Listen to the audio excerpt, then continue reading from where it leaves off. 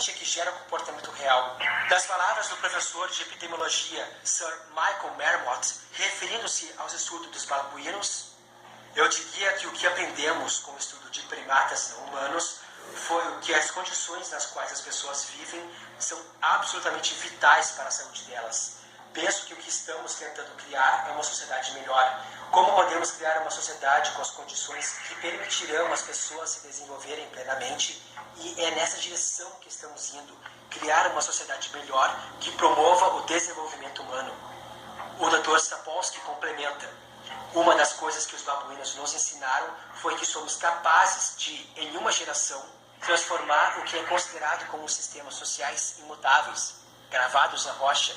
Não temos desculpa quando dizemos que existem certas inevitabilidades nos sistemas sociais humanos. Numa sociedade baseada em recursos, os objetivos são igualdade, liberdade e abundância. Se esses fatores ambientais podem ser criados para a humanidade, nosso sistema social irá transcender os padrões degenerativos, corruptos e egoístas que vemos hoje. O sistema legal. Quando o assunto é comportamento humano, a sociedade tenta controlar a si mesma por meio da ameaça, usando leis. As leis existem para controlar as pessoas. Elas são remendos que não tratam das causas profundas do comportamento.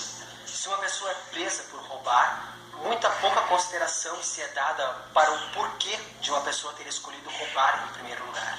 Em vez de considerar as causas profundas, a sociedade toma o caminho mais fácil e muitas vezes remove o criminoso através de prisões. Em 2007, mais de 9 milhões de pessoas estavam encarceradas por todo o mundo, sendo que os Estados Unidos liderava com a maior população carcereira do mundo. Isso é realmente triste. A origem de um suposto crime qualquer é de fato a própria sociedade. Não existem criminosos. Como foi aqui repetidamente expresso, o sistema monetário gera corrupção pela sua própria construção.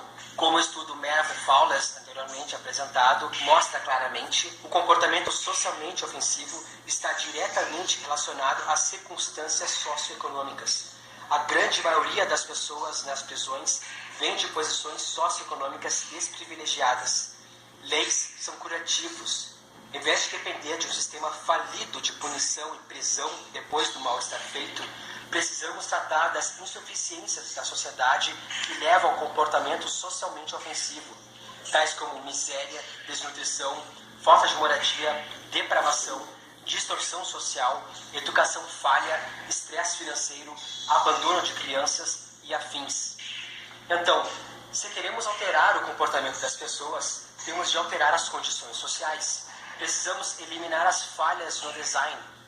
Eliminamos a necessidade de proclamações e leis. Leis são subprodutos da insuficiência. Não pregamos uma placa que diz limite de velocidade 90 km por hora para a segurança. Projetamos um sistema tecnicamente de modo que a segurança esteja embutida e o erro humano não seja uma opção. Se você não quer que uma pessoa roube, tente fazer com que ela tenha acesso direto às suas necessidades sem precisar de servilismo e competição. Hoje, com o avanço tecnológico, temos a habilidade de criar um novo sistema social que pode permitir a todos os humanos o acesso a todas as necessidades de vida, sem uma etiqueta de preço, dívida ou servidão. Isso terá um profundo efeito no modo como as pessoas tratam umas às outras e interagem em sociedade. Uma incrível queda nos crimes seria o resultado, pois a maioria deles está relacionado ao dinheiro. Isso não quer dizer que de um dia para o outro, todas as formas de comportamento socialmente ofensivo desaparecerão. A inveja e outras formas de problemas de confidência irão ainda gerar problemas. No entanto, o tratamento daqueles que cometerem atos socialmente ofensivos no futuro será dramaticamente mais humano e proativo. Se um assassino em série for encontrado e capturado, ele não será tratado como um criminoso, mas em vez disso, como um paciente doente.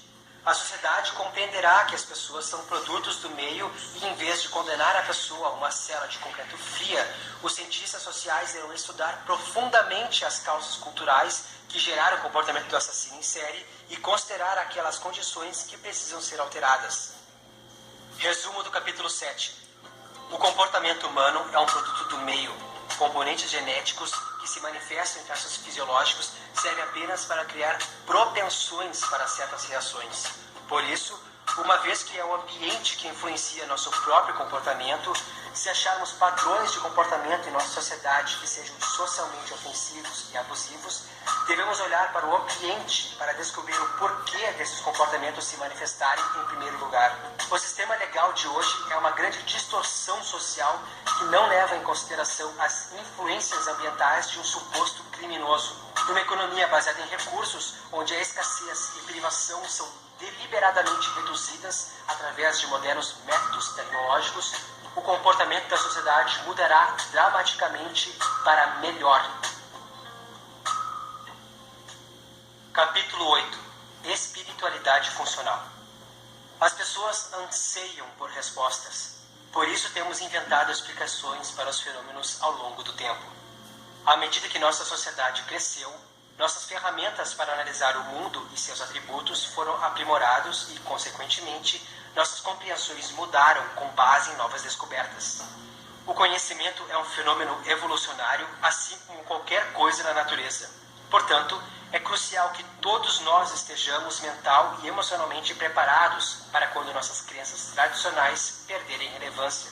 Para alguns, esse é um processo muito difícil devido às ligações emocionais que foram criadas ao redor de certas crenças. A religião é um poderoso exemplo dessa ligação ideológica. A religião instituída, de muitas formas, parece estar enraizada a perpétuos equívocos acerca dos processos da vida. Por exemplo, ela apresenta uma visão de mundo que frequentemente coloca o ser humano num patamar diferente dos outros elementos da natureza. Esse ego espiritual tem por gerações levado a dramáticos conflitos, não apenas entre humanos, como também inadvertidamente entre nós e o próprio meio ambiente. Todavia, com o passar do tempo, a ciência mostrou como os seres humanos estão sujeitos às exatas mesmas forças da natureza, assim como todas as outras coisas. Nós aprendemos que partilhamos das mesmas subestruturas das árvores, pássaros e todas as outras formas de vida. Aprendemos que não podemos viver sem os elementos da natureza. Precisamos de ar limpo para respirar, comida para nos alimentarmos, energia do sol, etc. Quando compreendemos essa relação simbiótica da vida, começamos a ver que quando essas relações são consideradas, nossa relação com o planeta e a natureza é mais profunda e importante. O meio pela qual isso é expresso é a ciência, já que o método científico nos permitiu perceber esses processos naturais, de modo que possamos melhor compreender como nos encaixamos nesse sistema de vida como um todo. O ideal religioso. Praticamente todas as religiões do mundo falam sobre certos valores ideais para a humanidade. Cristianismo. Faça aos outros aquilo que gostaria que lhe fizessem. Budismo. Ao colocar alguém no lugar de outra pessoa, esse alguém não pode matar ou fazer com que o outro mate. Confucionismo. Jamais imponha aos outros aquilo que você não escolheria para si. Hinduísmo. Uma pessoa nunca deve fazer algo para outra que considere prejudicial a si própria. Islã. Não machuque ninguém para que ninguém possa machucar você. Judaísmo. O estrangeiro que com você residir deve por você ser considerado como um de seus cidadãos. Você deve amá-lo como a si mesmo. Taoísmo. Considere o ganho de seu próximo como seu próprio ganho e a perda de seu próximo como sua própria perda. Independente desses conceitos, um olhar para a sociedade de hoje faz as pessoas se perguntarem o porquê desse ideal universal de valorizar e respeitar o semelhante nunca afirmou-se. Foi o personagem Jesus quem disse: ame o próximo como a si mesmo. Mas como? Como poderemos criar uma cidade onde as pessoas vivam juntas em harmonia, trabalhando para o bem comum, como promove os ideais religiosos? A resposta é: depende de nós projetarmos um sistema que permita que esses ideais humanos floresçam. A sociedade egoísta e voltada ao dinheiro de hoje cria um ambiente que se recusa a permitir a preocupação universal com o outro. Esse sistema se baseia na perpetuação do individualismo à custa dos outros e por isso ele jamais permitirá um mundo de equilíbrio e harmonia. O fato é que é hora de parar de rezar, parar de rogar e de falar cegamente sobre nossos ideais supostamente religiosos e humanísticos e realmente trabalhar para fazê-los acontecer. Falar é fácil. Uma economia baseada em recursos põe em prática tudo aquilo que os grandes mestres religiosos e filósofos